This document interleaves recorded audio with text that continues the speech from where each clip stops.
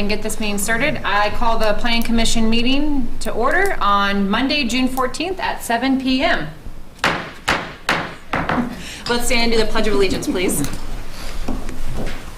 I pledge allegiance to the flag of the United States of America and to the republic for which it stands, one nation, under God, indivisible, with liberty and justice for all.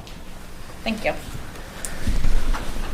All right, so what I want to do first is open up public comments. So public comments would be any citizens who are here to speak not related to something on the agenda. So if you're here to talk about any of the items already on the agenda, then I'll ask that you hold those for the public hearing. Is there anyone here to talk about anything else? All right, hearing none, we will move on to item 3 of the agenda, the approval of Planning Commission minutes from June 1st. Any comments or edits to those minutes? All right, and I believe we have quorum, so we can, if someone wants to make a motion on the minutes. I move to approve the minutes. Thank you. Do I have a second? A second. Any comments? All those in favor say aye. Aye. Aye. Anyone opposed? Any abstentions? All right, and that moves forward. Thank you. All right, we'll move on to item 4 of our agenda for tonight. And if it works, I'll do item 4 and item 5 together. Great, thank you. So what I'm going to do for those who are here tonight, I'm going to read item 4 on the agenda. I'm also going to read item 5 on the agenda since they are connected. If you have any comments when we open the floor, you can speak to both items when it comes time to speak. All right, so item 4, public hearing for a rezoning request by Deerfield Home Estates, LLC, to rezone tax parcel numbers 496A 68 and 496A 73, 4.711 acres, from agriculture and 2-family residential to single-family residential with proffered conditions. The proposal is to construct 24 single-family detached dwellings. The property is designated as residential on the future land use map of the 2013 Christiansburg Comprehensive Plan. Item 5, public hearing for a conditional use permit request by Deerfield Home Estates, LLC, for a planned housing development to consist of 24 single-family residential dwellings on property located adjacent to Wades Lane and Aggie Street, tax parcel numbers 496A 68 and 496A 73.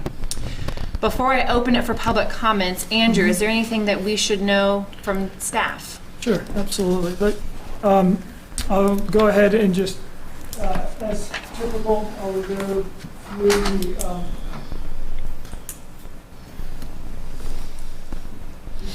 to locate everyone, and then to go over the zoning and the zoning and the future land use map. So the property is located off of Wades Lane. It does have some frontage on AG Street to the right. This is in the bottom right-hand corner. You could see the Christiansburg, that's the elementary school, and as a point of reference along Wades Lane. But the access, as we'll see in a minute, will be off of Wades Lane. This is the current zoning. As you see, it is split zoned. The area that is adjacent to Wades Lane is zoned 2-family residential, and then behind that is agricultural. I will bring your attention to there's a small portion along AG Street of the back parcel that is zoned R2 as well.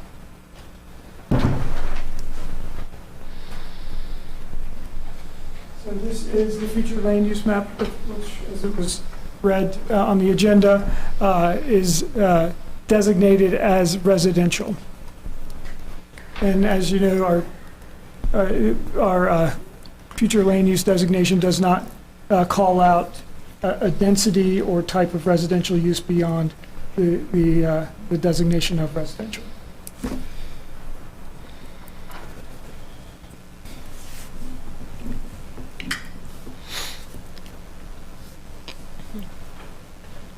So with that, as it was mentioned, I believe the applicant probably will talk through the proposal a bit more in the streets and the layout that's proposed with the 24 units.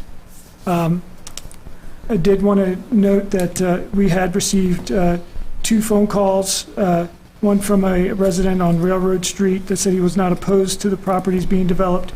I did share a concern about the proposed number of units being too high.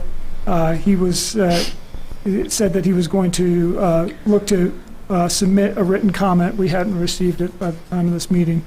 And then also there was another gentleman that identified himself from 530 AG Street and 245 Wades Lane. He mentioned the concern about road width, traffic egress onto Wades Lane. Thank you. Sure. All right. Thank you, Andrew. Appreciate it. At this time, we'll open public comments. If you can approach the podium, state your name and address, and then just try and limit them to about 5 minutes. Evening, ladies and gentlemen. Steve Sinonis of Walter Associates, represent Deerfield Estates and Doug Rasmussen, our client here tonight, to answer any questions like Commissioner Ann as well. I do want to talk through, as Andrew mentioned, a couple of our. Let me go ahead and pull up your slides. The PowerPoint, yes, sir. Can I give a? Absolutely. And let me pull this up.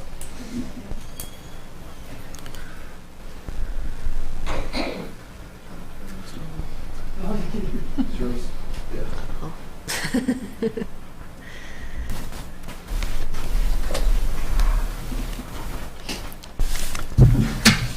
So again, Andrew's kind of zoomed us in as far as where we're looking at. Again, the elementary school right here, Wades Lane, AG Street, that we'll be talking about a little bit tonight. So the property itself, again, is in 2 parcels, a little over 4.7 acres, and as Andrew mentioned, it's zoned, split zoned R2 and agricultural.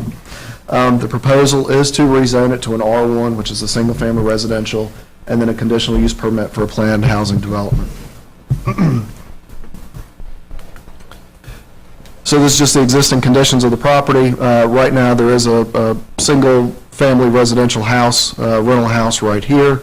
There's a driveway that leads back. Mr. Rasmussen and his family live back here on the property as well. This property that Doug lives on, this is not part of the rezoning request, but they do live back here. So there's currently an access driveway through these 2 subject properties to get back to his house. There's also access out to AG Lane or AG Street to his driveway as well.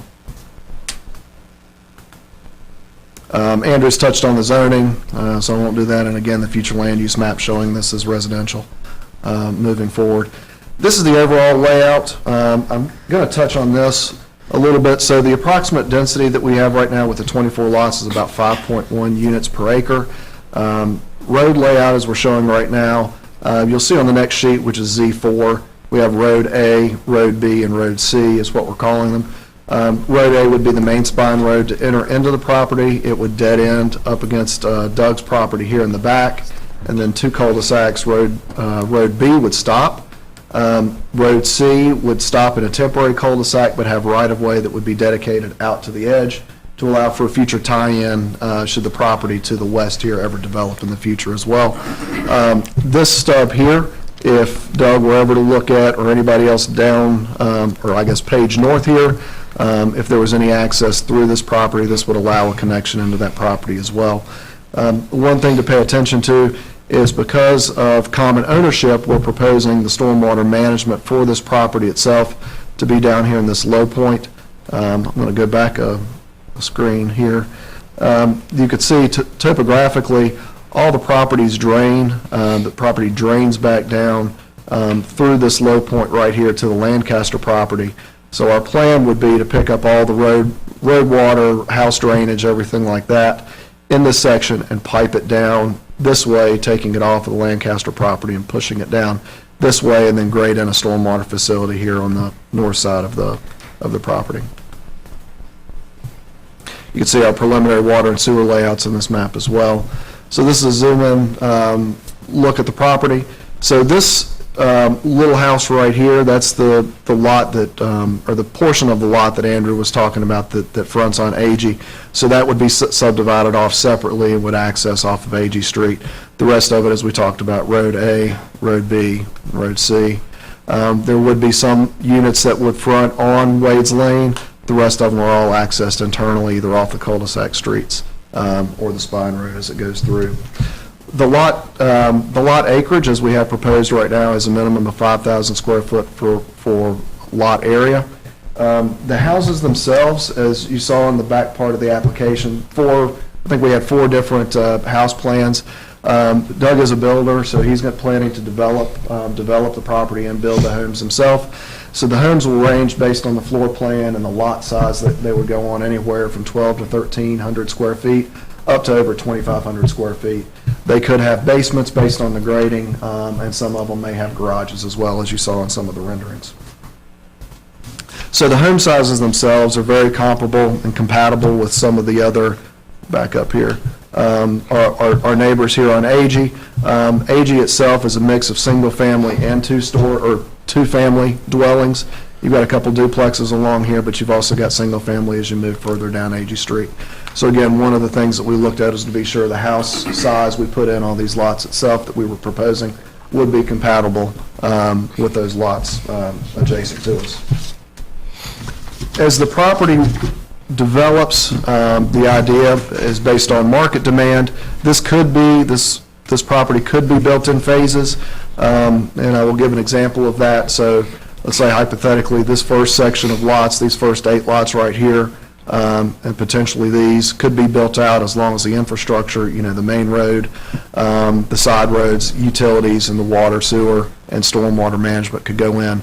But it would, this layout, the way you have it shown now, does lay it out where you have the opportunity to phase this in pretty easily, should markets change. From a maintenance standpoint, any common area, stormwater management, any of that would be maintained by a homeowners association as the project proceeds on. Doug and his company would maintain all those areas for the time being until all the lots are sold out, and then it would move over to the HOA, very similar to other subdivisions we have in town. The roads themselves, the roads would be built to full town standards, 30-foot road width, public sidewalks on both sides of the street, as well as across Wade's Lane right here. We do have the sidewalk shown stopping up here. Again, this would be a temporary turnaround easement. So if that became permanent, that sidewalk could wrap up around, but the idea is that in the future it would allow for that tie-in to the property next door, in which case those sidewalks could be moved, would be extended on down that way. So trip generation, Go ahead, he gets one of them. trip generation for the project itself. We've included those numbers within the application. It's approximately 280 trips a day if you use the trip generation from the ITE manual for the 24 homes. We talked about utilities and stormwater management, and I guess the last thing for the Planning Commission is we did, as we always do, go through the comprehensive plan, look at housing goals, land use goals that the town has. This is a great location for a subdivision. We've got the schools, the elementary and the primary school across the street. We're getting some initial sidewalk infrastructure in right there, which is critical to make those pedestrian connections in the future. But this is a nice infill lot. It's got the capability to provide some homes for those families that we continue to talk about in our housing goals for the entire New River Valley. Price ranges, we're looking somewhere in the starting around the 3s to the low to mid 3s on this. So again, hitting price points that are in those areas that we're trying to hit from a young professional and empty nester standpoint as well. But I'd be happy to answer any questions the Planning Commission has at this time. Would answer any that our neighbors have. Great, thank you so much. Thank you. Thank you. Anyone else wishing to speak? And know that if there is a PowerPoint presentation, then we do give the speaker a little bit more time just to understand all the different slide decks so we can be informed as a Planning Commission. Anyone else want to come and speak on this item?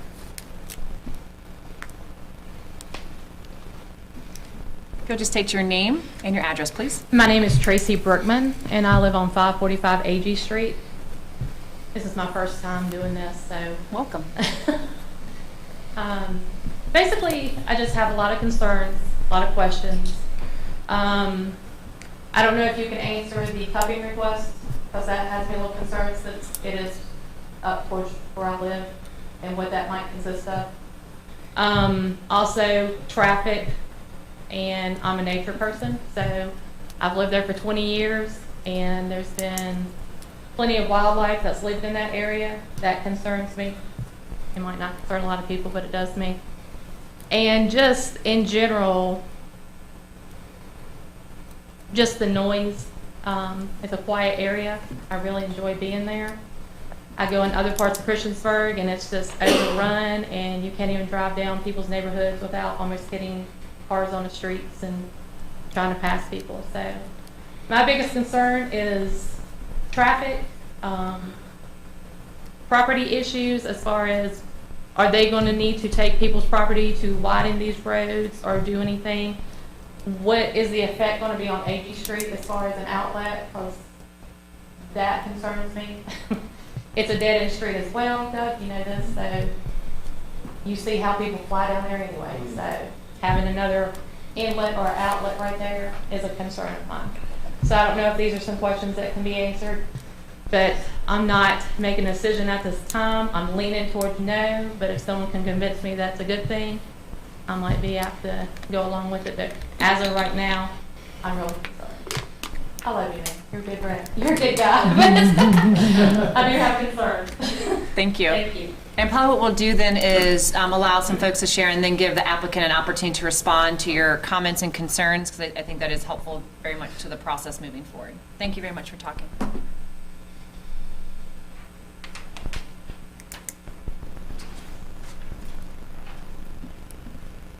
I'm Kevin Collins. I live at 515 Wades Lane. My major concerns is the density of the housing here. If we were to back that map out, zoom it back, and compare the density of these lots to all the lots around it, the density is much more dense in this particular spot. I personally didn't move into this neighborhood to live in a dense, more city-like atmosphere. I think all of us that live in the surrounding area moved to it for its more country charm.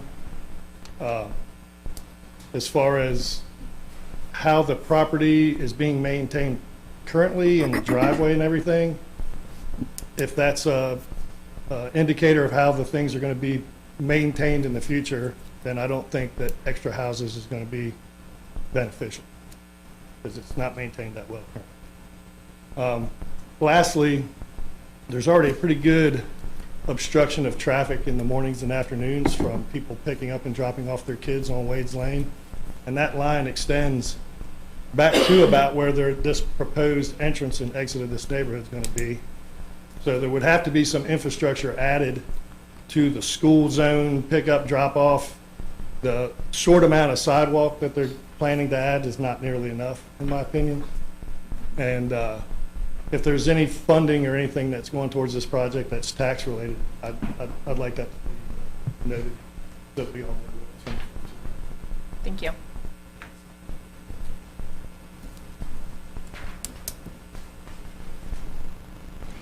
Sherry Abrams, I'm at 270 Wades Lane. I've been there probably 26 or 27 years. Like the previous gentleman said, it's a quiet area. The traffic and the cut through of Wades Lane is already horrible, and I cannot imagine 24 residents coming out at that little space. If I take a late lunch or if I come home sick and it's anywhere near the release of the school, I cannot get home without driving around town. The town has signs, no stopping, no standing or parking, but the police will not enforce it. I get it's a school, my boys went there, but, you know, it's a traffic concern where I live. My mailbox is on the opposite side of the road. It gets taken out 2 or 3 times a year because people are flying on the road and not paying attention. So I just think I just think that's an awful lot of houses for such a small area. And I don't wish any ill will on him. It's quiet. You're in the town, but you're kind of off to yourself, and it's just, I'm not sure this is what needs to be there. Thank you.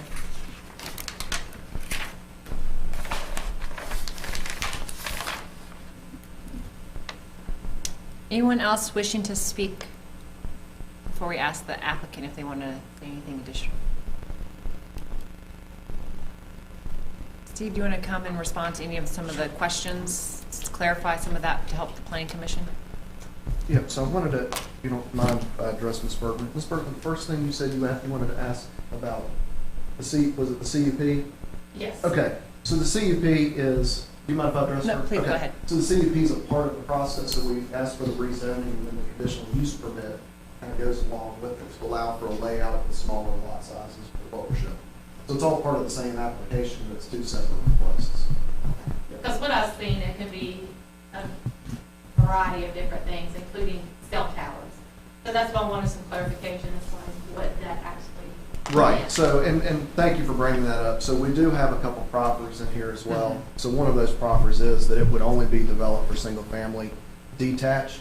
So that means we can't get it rezoned to this and then switch it to an apartment or a townhouse or even a duplex that's allowed by right on the front parcel right now. So it would just be single-family homes. We have, we heard a couple things on traffic. I mean, my kids went to Christiansburg as well. I can't speak to, and Andrew, I don't mean to put you on the spot, I can't speak to what the school is doing with the improvements. If anything's gonna change with the drop-off there at Wade's Lane. I'd heard it was, but again, we're not working on that project, so I'm not sure if some of that traffic with Wade's Lane will get better with the school improvements and the new construction. But again, it would be hard to imagine that congestion would go away altogether. The design is that, the buildings are going to be greatly improved, but they're also putting in substantial bus loops as well as student drop-off for each school, a separate student drop-off. So there will be much more stacking capacity in the driveways themselves off of the road, in front of the schools, instead of stacking along the street as it does now. So that is part of their plans. Again, I've witnessed it, and I know that it is congested up there.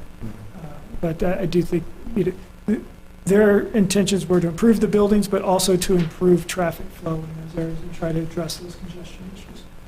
Okay, thank you, Andrew. Ms. Bergman also mentioned widening.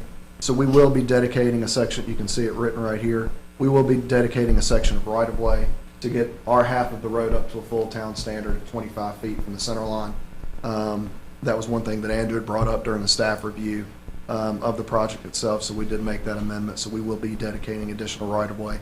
So at least this full side of Wade's Lane can be built up to town standard. What we will discuss with engineering here over the next couple of weeks will be, what improvements to Wade's Lane in front of our property can be done. To the gentleman's, Mr. Collins' remark about the sidewalk, we can build it to our property. We can't take other people's property to build sidewalk. But we're, the town has it in their ordinance and their subdivision ordinance and zoning ordinance that when you're developing property for a subdivision or commercial use that you build your section of sidewalk in front of your property to allow that to be tied into in the future. To jump back to one of Ms. Berkman's questions, so AG Street will not have an access. There will be no access to AG Street from the subdivision. So all the traffic would come out to Wade. So that one little lot that sits right here at the corner of AG, that would cut that off. So this road B would not be able to take. And are you planning on, are you staying, Doug? Yeah. Okay. Yeah. All Well, right. right now I am. Yeah. I don't see you staying long, but with your driveway now, would that be an access point if he ends up? No, Okay. no. It's a private easement between me and my two neighbors that we had when Right. Yeah, that When has Veronica to and we, Rebecca. Okay. and it's just for 572 and that's it. Yeah. the last piece, Madam Chair, is, again, to Mr. Collins. No tax money, no taxpayer money this is all private development. So there'd be no tax money used on any of this.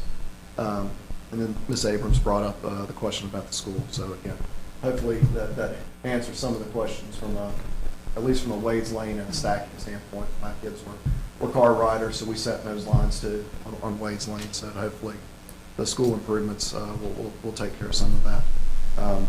But I'd be happy to answer any other questions the commission may have. Thank you. Before I close this public hearing, I want to see if there are any other additional comments or questions y'all want to share. Yes, please, if you'll just come to the podium, state your name. All right, I'll be there in a minute. Please take your time. Thank you. State your name and address, please. John Thompson, 513 Wade's Lane. I was wanting to ask about the road aid that's coming out on Wade's Lane, right? Yes, sir. It's going to come out right on that hill. Right. Yes, sir. That's all I need, man. That's dangerous as can be. It is already. Thank you for your question. Anyone else want to share a question or comment before we close? All right, at this time, I am closing the public hearing. As this is the main item on our docket for tonight, the Planning Commission will now discuss all the information that was shared with us. You are welcome to stay for that conversation. At this point, what's going to happen, though, is the Planning Commission is going to talk. We are likely to ask the applicant questions. If you have anything additional that you want to share at that point, then I would need you to ask permission because the public hearing is closed and it would need to be directed towards the Planning Commission. But no, at this point now, it's amongst the Planning Commission dialogue, and sometimes you might ask the applicant for clarification going forward. At this point, I want to turn to the Planning Commission. What comments or questions do you have? Yes. My favorite subject is the width of the road and the parking. Do you plan on having driveways to these homes, and will there be parking in the street? There would be driveways to each home, yes, sir. And some of those houses would also have garages.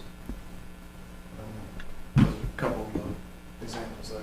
Are you looking at parking at all on the street? No, sir. Just what would be allowed by the town for visitors, but no permanent parking for residents. What about the cul-de-sacs? Are they the town specs where the emergency equipment and everything can do the turnaround? Yes, sir. Yes, sir.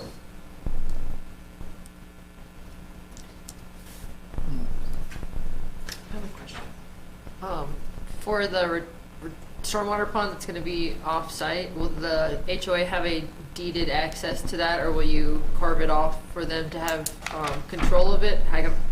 It would be required to be a deeded access. We're working on a couple right now that there's some shared ponds between a couple of projects. So the town will require there to be a maintenance easement and a maintenance agreement between the HOA and Doug and his wife as the property owners there. So they would be, the HOA, I guess it would be up to Doug how he wants to split up that maintenance. But they would have the full right to use the pond, to maintain it, and the town would have the right to go on to it and inspect it as well. Steve, for our online folks, would you just mind going to the podium, just so that way our online folks can, that means up and down for you, but thank you. I'm just going to stand. So yes, the homeowners association would have full access to the pond. It would be a maintenance agreement, access agreement between the HOA and Doug and his wife. And that would be a recorded easement at the courthouse. That also gives the town the ability to come and inspect the property, the stormwater facility as well.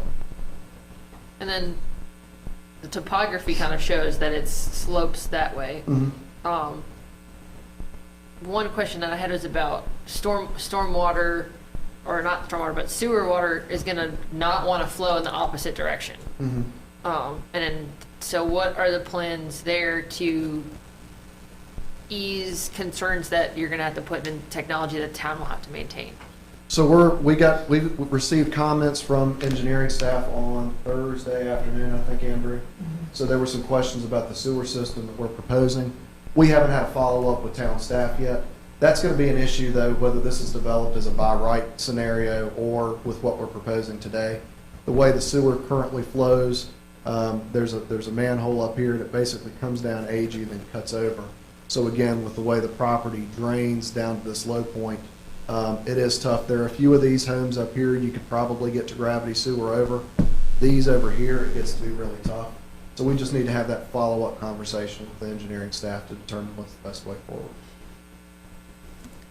Is that also the conversation, if I read correctly, in the CUP part of it, I think in the plan, it was an 8-inch pipe that y'all proposing, but if I read correctly, in the CUP, it needed to be a 12-inch for water? Yeah, so that was regarding the water line.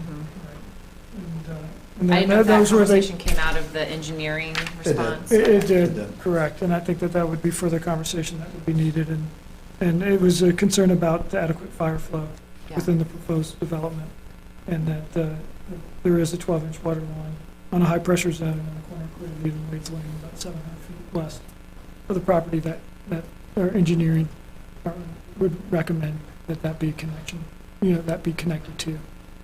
Is there another plan then scheduled for follow-up to clarify some of the sewer and water line? Yes, ma'am. We wanted to get through tonight's Okay. meeting to see if there was anything else Planning Commission saw that we needed to address with staff before we updated any of our plans Thank you. before council. Yes, ma'am.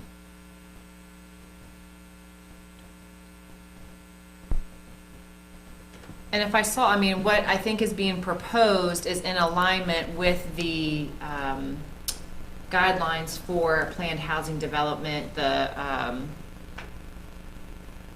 5,000 frontage, if I recall correctly, what is allowed for a planned housing development versus what is allowed for single family, it looked like and it was in alignment with those standards. So the 5,000 square feet lot area, the setbacks, I think were,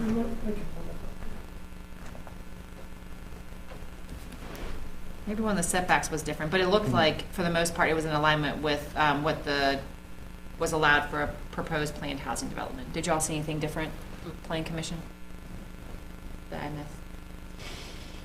And I can provide their contact for that. Thank you.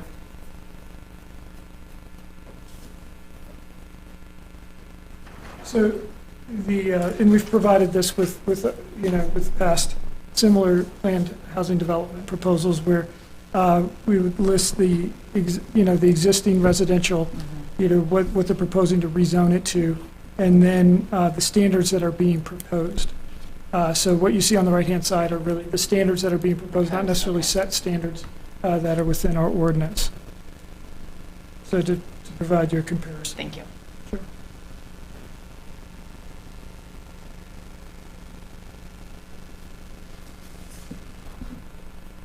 Plan Commission, other questions y'all have?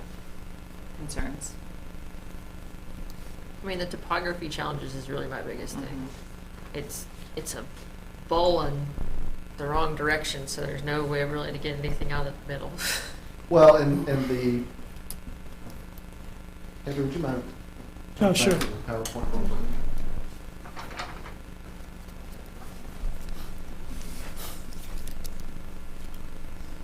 Thank you. So the grading on this street right here, so you're gonna be in a lot of cut right here. So the street that we come across right here, so you're gonna have cut on this side, you're gonna be putting that fill back here in this low spot right there, and be able to drain back the storm sewer within the confines of the road, right of way itself.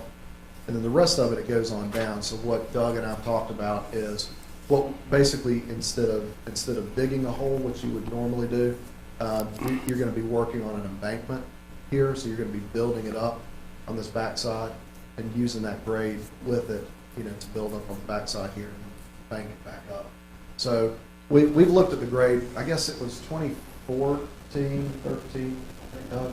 We had started a by right subdivision for this, and for a number of reasons that didn't go through. That was just gonna be a by right R2 subdivision, and we had looked at several different stormwater applications on that one.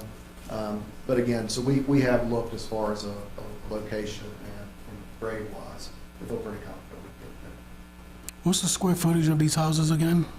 The smallest one on the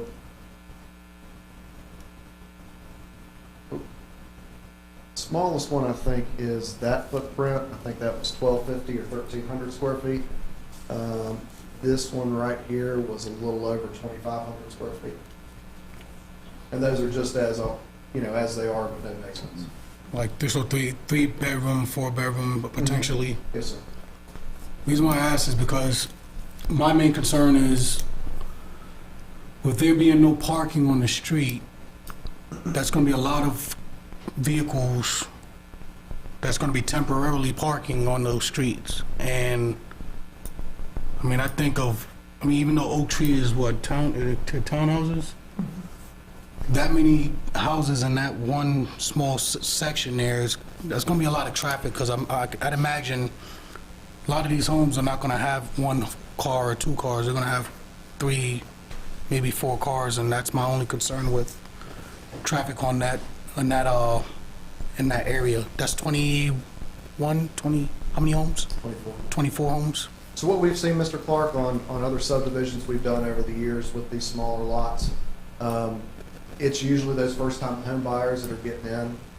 They're either young couples, young families, and when they hit that certain age, they need more space. My wife and I had to do the same thing.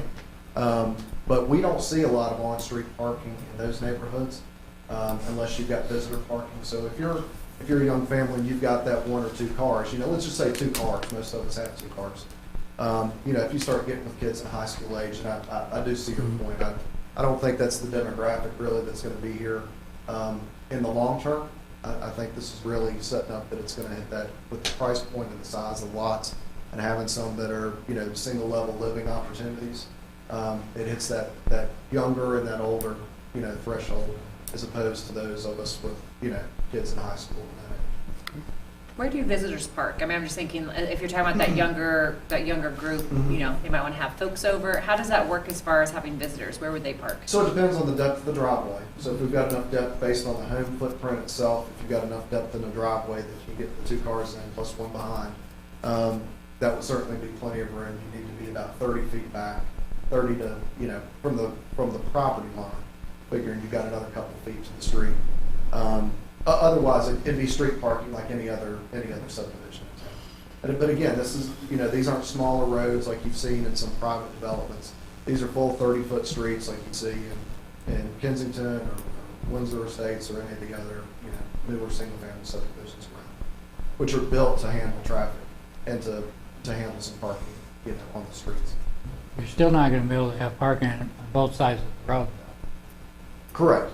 It's just I mean, gonna be one typically, side. in a lot of those neighborhoods, you do see it where you have people parked on either side of the road. But again, even with that, unless they're way out in those lanes, you've still got at least one lane width to pass. It doesn't block the whole street up. It does for some emergency equipment. That's true. That's what concerns me. And normally what we do is, in most of these subdivisions, we're putting in the roll top curb instead of the 6-inch curb, so that allows you to get up onto the curb a little bit more as well, to let people get off the road a little bit more if they are doing on-street parking. Andrew, I have a question about the traffic, not tests, but the trip, thank you, the trip generator. That is based on adding 24 more homes, correct? Correct. Does that take into consideration of what's already happening there, or is it project by project? Does it take into consideration the compilation of all the different homes and school and usage already? The way that it's designed is if it is going to generate enough trips, then you would go into a traffic study to see how it was impacting the surrounding area. But with I think it was 25 trips for the peak hour, which is the AM or PM peak hour, that is proposed. And a kind of a good kind of, back of the paper, calculation for single family is typically thinking about 10 trips per day. How many? 10 trips per day. This is looking at peak hour, though. So how many trips are during those busy hours? That 7 to 8 a.m. Time period, and be 5 to 6 in the evening.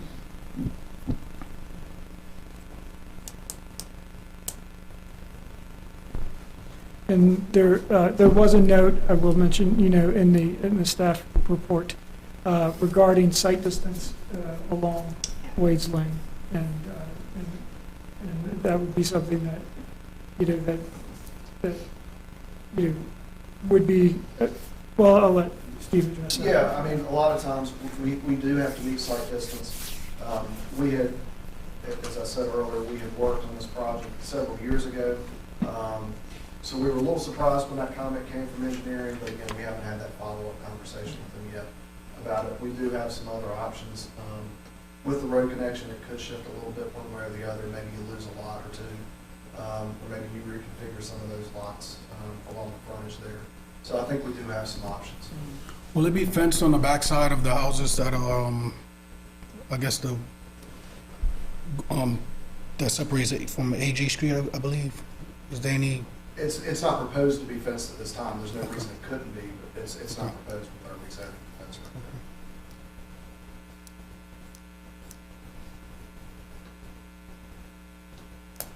Any other comments or questions? I know that I would want to hear how that follow-up meeting goes before I'm ready to make a decision.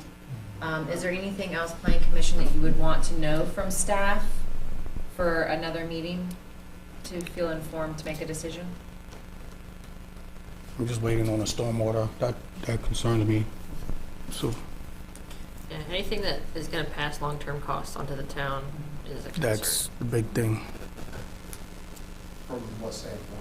If you can't get gravity to accommodate your sewer water, that implements something that has to get it to where it needs to go. Anyone else that you'd like to know from staff for our next meeting? There was discussion of fire hydrant placement in the subdivision. I'm sure it's something you guys are going to talk about. Yeah, that's fine. We just did show one, I believe, at, Is it C? it was, yeah, I think it was at the end of C. Whenever we dead end a line temporarily, you either put a blow-off valve or a fire hydrant so the town can flush them if there's an infection, disinfecting type of thing. So it's really no more costly or, to put a fire hydrant on there. So that would be something we work through with the engineering stage. Okay.